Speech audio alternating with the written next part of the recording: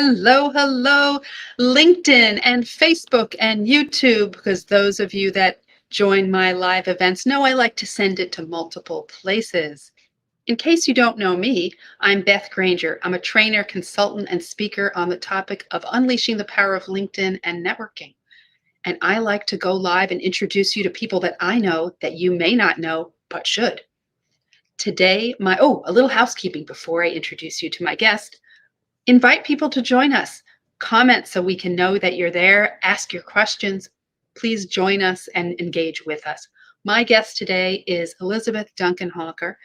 Now, did we meet Elizabeth? I think we met on Clubhouse. We did. Anyway, we'll figure that out. She is the author of Collecting True Friends. Notice my Post-its. And I love the subhead, be a magnet to those worthy of your time and devotion. Welcome. Thank you for joining me. Oh my goodness, I'm so glad to be here. Hi, Beth. And yes, we did. We met on Clubhouse, which is if you're listening to this or you're seeing it, that's an audio app if you don't know. And it just goes to prove that great people can come together just by hearing. But today we have the beautiful visual you brought us in. Thank you for having us. Exactly. Thank you for being here. And thank you for joining us, Georgiana. Great to see you, and a LinkedIn user. It's interesting how, and the tool we use to go live, depending on your settings on LinkedIn or Facebook, sometimes doesn't say your name. So someone said, looking forward to this. We are as well. So first of all, congratulations on the book. That's such a big project, and it must feel really good to hold it in your hands.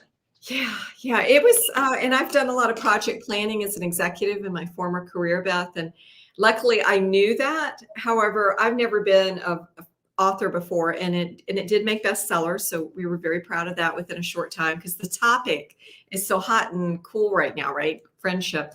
But it was a lot more work than I ever had imagined. So anytime I meet an author now, I'm like, yes.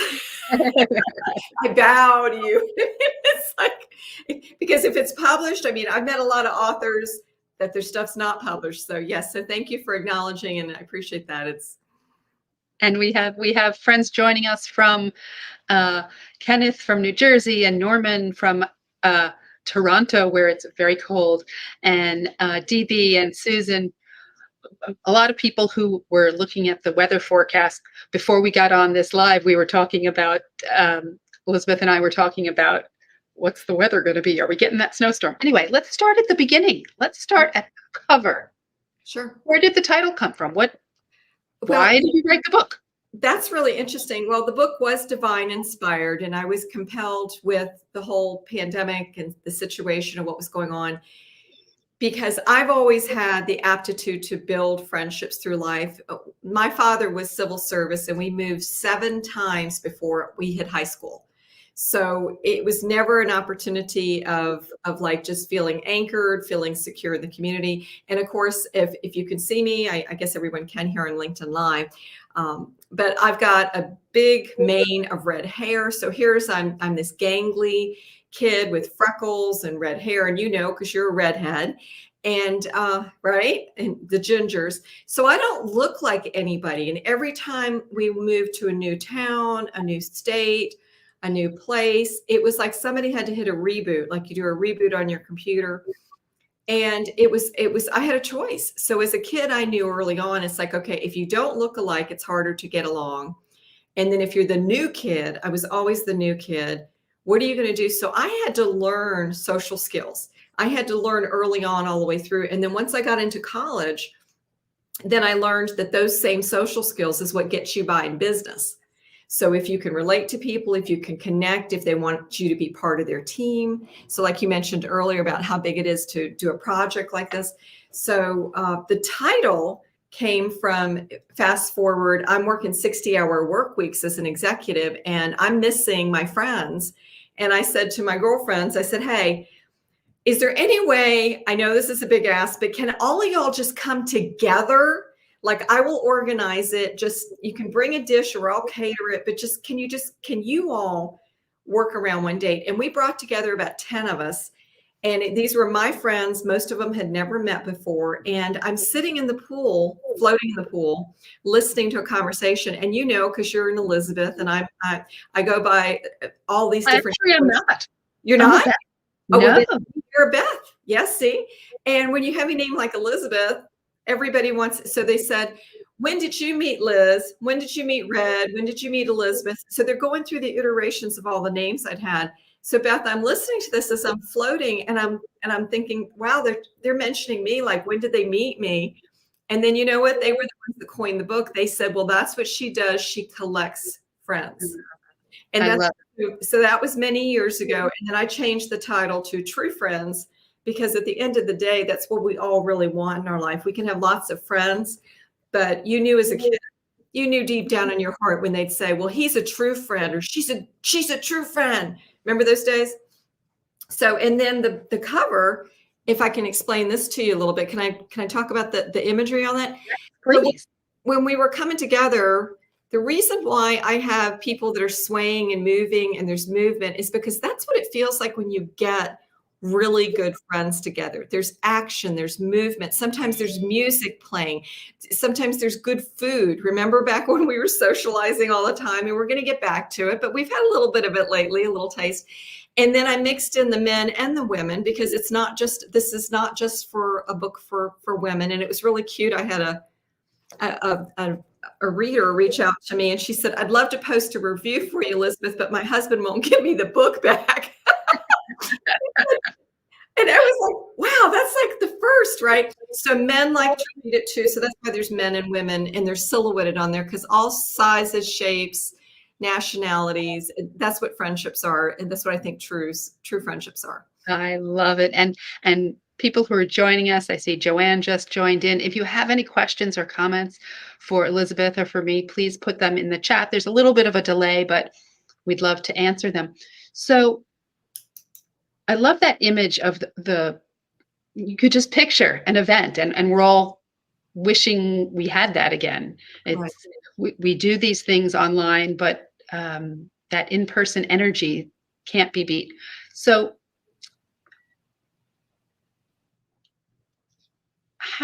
something I've been thinking about as Okay. I started the book, in your mind, what is the difference between a true friend and, say, a business associate, networking partner, somebody you know from a book club? Like, what defines a true friend? Well, your true friends in your life are your ones that you can pick up with, that you haven't talked to in a while. And in business, and I do want to qualify this because we're actually having a class coming up pretty soon, and I'm calling it Business Besties. And I do believe you can have true friends at work. I do believe if you're an entrepreneur, you can have true friends because they can be your referral sources. But the true comes in is that's the person that wants the very best for you. They want to uplift you. They want to see you thrive and survive. And if they come to you with any hesitancy about, like, I don't know, Beth, I'm a little concerned that you said you were going to dream about doing this. They're coming out of a place in their heart that they're just concerned for your well-being. They're not coming from a place of that they're fearful and that therefore they're going to hold you back. So in business, it's really important when we're networking with people to, one, ask the question. And in the book, we cover that as far as one of the best things you can do for yourself is write a list down of your values and your beliefs. And if you don't, you've already done yours. I love it. And if you have different one, you you'll tell me about this one later too, the list of people, but a list of your values and your beliefs. What else? If you don't know what you stand for, then when you get in business, you're in trouble, because especially just like here on LinkedIn, I mean, there are so many people that we're going to meet. And if you read their profiles, and that's what you're an expert, you're the queen of LinkedIn to help us do this.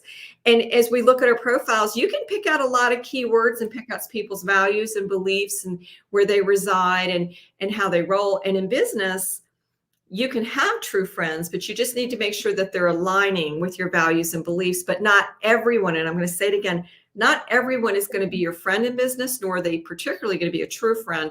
Some of them will only always stay acquaintances, and it's up to us to decide, one, do they qualify? Are they good enough? And I'm going to throw that out there. I know probably we're going to get a lot of thing in the chat, like Elizabeth said, or people, that's not nice. Well, I got news for you, everybody. That's why the subtitle of the book is Be a Magnet to Those Worthy of Your Time and Devotion, because your time is something you'll never get back. You can make more money. You'll never get today back. So you've got to pull the right people towards you. I love that. And I know I've noticed there are times where you walk into pre-COVID, you walk into a room and the energy is just right. The conversations make you feel like, well, wow, this is where I want to be. These are the people I want to be around. Right. And I think listening to your gut is so important when it comes to that, right? So there are people that it's okay to let them be acquaintances, let them be whatever they are to you. But the people that you're going to bring close, you want to really think about. Yeah, and be careful who you're opening up with. So for example, today I was meeting with someone, and we have only, before I brought her to the book signing, we had only met virtual. This is really funny. So we finally get to meet, and now we have like a weekly call and we're following up with one another. But I just started it because I can be me with her. And I started it with "Tell me something good." Mm-hmm. So friends, the ones that you want, and we were talking business. We weren't talking about, all the stuff that we did this week, and we were talking business, and she's like, "Tell me something good," and that's the kind, right? And that's the kind of energy. Tell me that you love me, right? So it's that energy that we bring to one another. And if you have that and you find that in a person at work or in your business or in a customer, they don't have to necessarily be, like in your office, but they could be a vendor.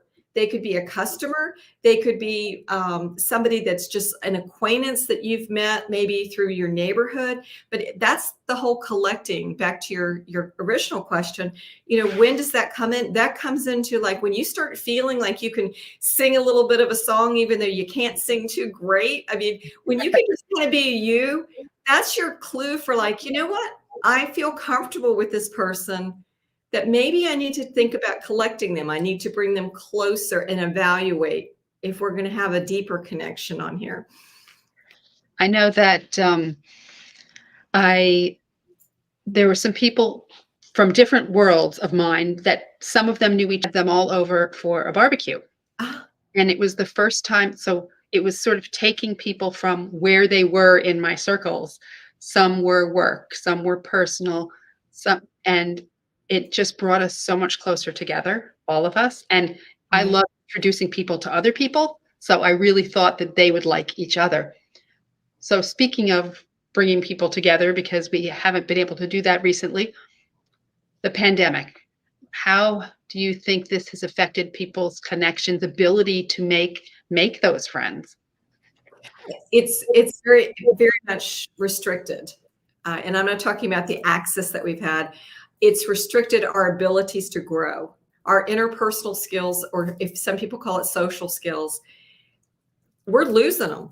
And I got to tell you, I mean, I just came back this afternoon from a meeting that I haven't been to in 2 years. Wonderful group of people. And it was the kind of vibe thing that when you got back in there, you were like, oh my goodness, but it was stiff. You could see people were like, do I shake your hand? Do I hug you? Like, what do I do? And I just said, I'm fist pumping. So it's like, let's fist pump and we did at NSA, National Speakers Association, back in June, when we had our first in-person event.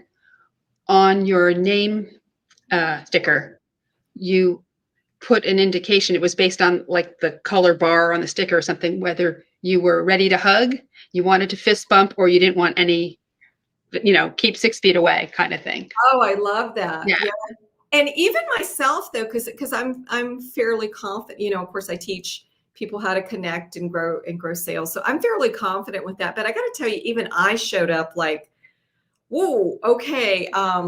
Because I'm thinking, no, I'm really not ready to shake hands. And I used to stand people up 3 years ago, Beth, and model that. Like, here's how you do it. Here's how you don't do it. Here's the distance you move in. Here's what you do. I mean, so it's so funny that now even myself, who's a professional at it, that I am being reserved.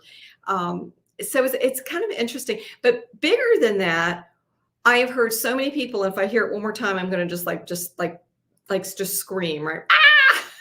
Is that, well, I went into my bubble. Well, guess what? When you go into your bubble, it's like an igloo, and you could get away with that the first year, but we're going into, isn't this like the 2 year mark and plus? Yeah. So I got news for everybody. If you still think you can just stay in your bubble because you want to feel safe and you don't want to reach out to anybody and you don't feel like going live, well, you don't have to be in person with anybody. But here's my question for you. How many people are you calling a day on the phone? Because in my phone alone, I have about 1,000 contacts in there. And even if you have 100, I'm going to challenge you that if you go through your texts, go through your contacts, and if you are not texting or calling at least 2 people a day, that's a minimum, 2 people. I love it. So at the end of the month, my friends, that's 60 people. You can call 2 people a day, and I guarantee you one of them's not going to pick up. So there you go. That's a time saver, right? But leave a voicemail, leave a heartfelt message, because what people don't realize is that your voice and your tone and your inflection is 38% of how we communicate effective. Our body language is 55%. So luckily they can see us today and they can feel our energy and they can feel our connection. But if you just text somebody, that's 7% effectiveness. Same thing with an email. So if you think because you're sending somebody an email on like a MailChimp or a news, well, I sent them my newsletter. Now that's 7% effective. So if nobody's calling you back, you're in your igloo. And then at the end of the day, you're going, gosh, I haven't heard from anybody or nobody's calling me. Well, double check yourself. Because as my Southern friend, we're down in the South. One of my Southern nurse friends used to say, you better check yourself before you wreck yourself. I like it. I like it. And I love the idea of picking up the phone, because I talk to people about this when talking about sales and networking, but it's the same thing. It's this amazing tool and we don't use it for that. Right. And especially now, hearing somebody's voice, it makes you feel so much closer together than just writing something. And I had a call with, go ahead. I'm sorry, I was going to say, you can also, people don't know, in texting, you can hit audio. Yep. So send them. So instead of just typing happy birthday on Facebook, which I got to tell you, if that's the way you're following up with people, they're okay, we need to talk, read the book. because people don't want, at the end of the day, 60 happy birthdays, happy birthday, happy birthday. No, what they want is they want to know that you really reached out. So take it offline. You can do that too. It's nice. Give them an emoji, but send them an audio text. I love it. Because LinkedIn, of course, I talk about that.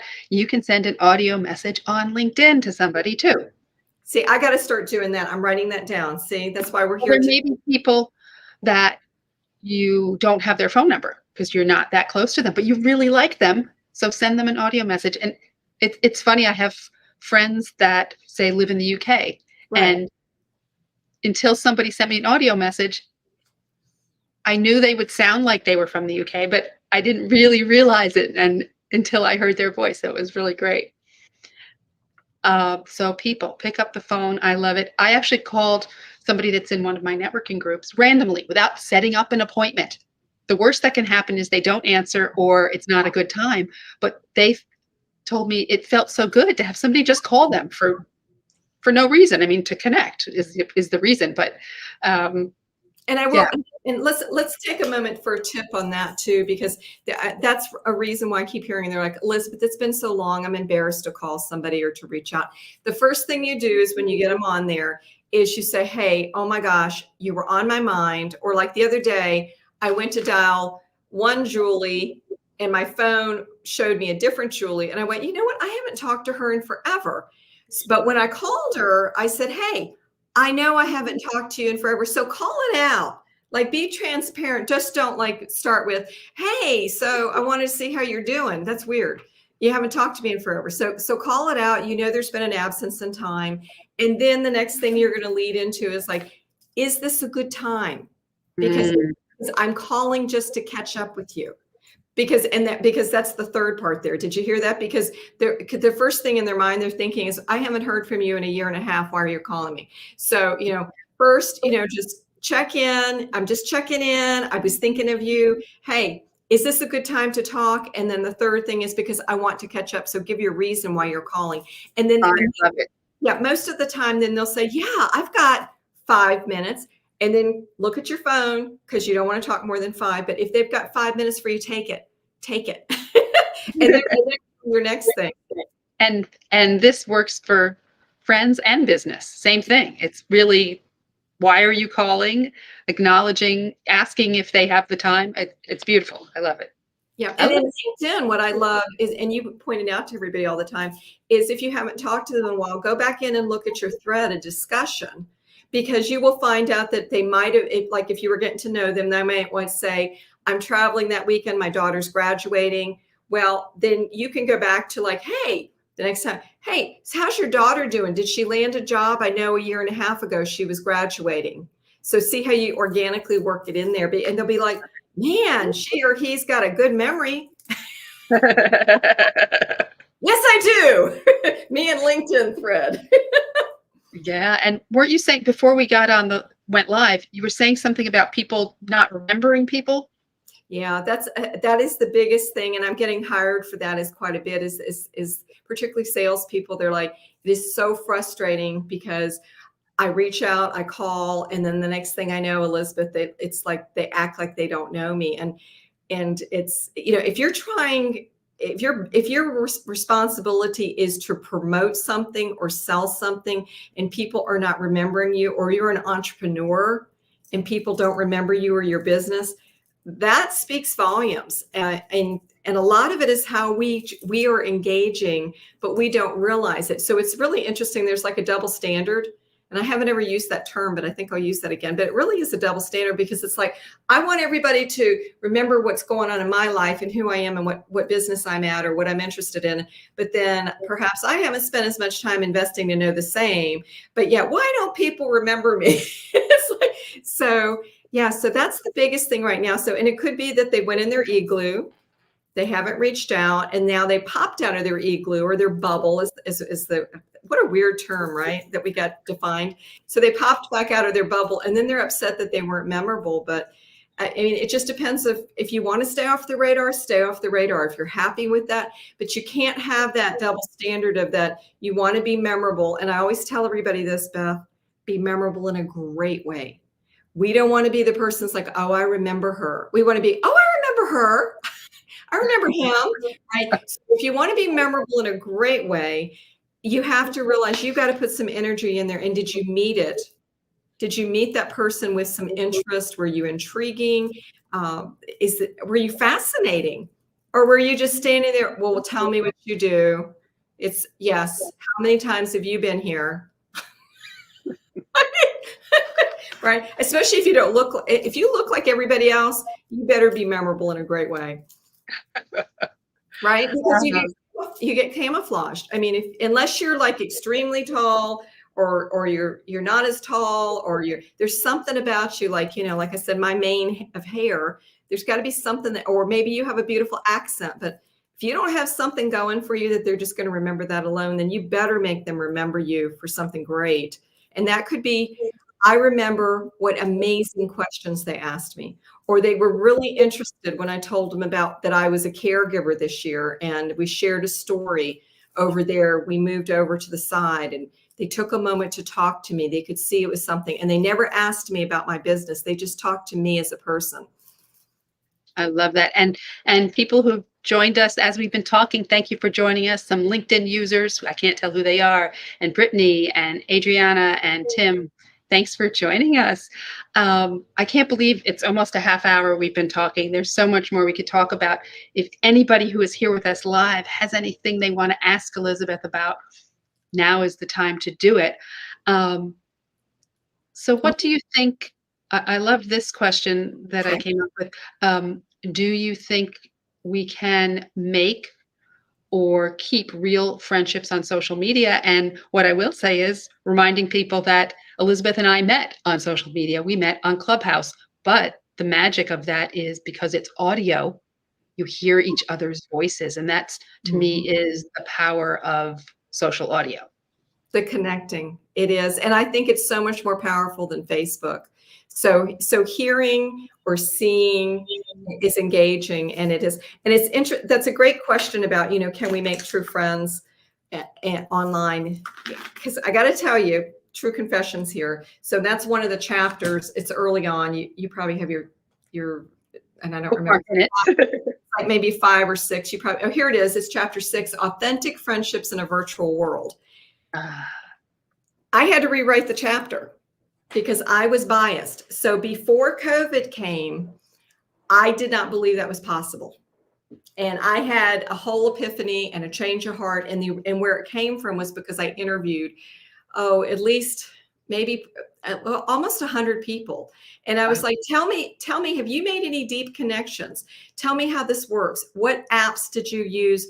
And do you really know these people, or are they just people that you stay up late at night with? And then, and like you're texting or you're talking on. And what I found out was I was challenged to reclaim a belief. And so I had to rewrite the chapter. And to answer your question, I do believe now that we absolutely can do that. I believe that there's enough audio apps, that there's enough visual apps like you have right here with LinkedIn. It was interesting because when you said to me, Beth, you said, well, have we ever seen each other? And I thought, well, yeah. And then I realized I've been seeing you. So I felt this deep connection. You've only heard me and then perhaps watched one of my presentations, but this is the first time that we're really engaging, on real time to see each other. And that makes it different. So you can do it. You just need to look for the people's values and their beliefs. Once again, I know I've said that 3 times, but you really have to make sure on social media that they are aligning, because they will give you clues. They will tell you. And when if they say something and you kind of go, that was an odd thing to say, mentally bookmark it, because it's telling you something right there. It's telling, like, for example, I met somebody and the person said to me, well, most people don't usually like me when they first met me. And I met someone on social media that way. And I thought, that's an odd thing to say. And later I realized, oh, there's some things you do that perhaps, yeah. So, yeah. I love it. Yeah. So if something a little off on your social media, or they're too heavy-handed on something, just kind of things that make you pause, right? Yes. And we have a question. Nice. Adriana wants to know, what do you want to be known for? I am on a mission to end loneliness. And that's a beautiful question. Thank you for asking. Because I believe that, and here's my slogan that I came up with: a life lacking friends is totally fixable. And there's nothing more painful for me is when I see people that just don't have friends. And it's just, and of course I'm the one who's like rescue dogs too. I'm the one who would go and adopt every rescue dog that I could find. Right. Well, it's the same thing. It's like, I don't want there to be loneliness. We don't have to have loneliness, but when we don't have the social skills to know how to make a friend, keep a friend, and be a friend worthy of others' time and devotion, and likewise, it's tough. It's really tough. And then what happens, I know it's a long answer, but then what happens, the reason why I'm so passionate about it, and this is what I want to be known for, is now I see the next bubble of people that are in their 70s, their 80s, their friends are dying off, they're by themselves. Well, guess what? They did not seed along the way new friendships. So they kept friends of the same age, the same demographics, the same. They all get to that certain age, and then they're gone. And it's so it's really important. And if you can become a friend to somebody, please be more open to it, because people are hurting right now. Loneliness is an epidemic right now. I think that says it all. I mean, that's so powerful, right? It's true, and it's. We probably all have known people who sort of were the last one of their gang of friends.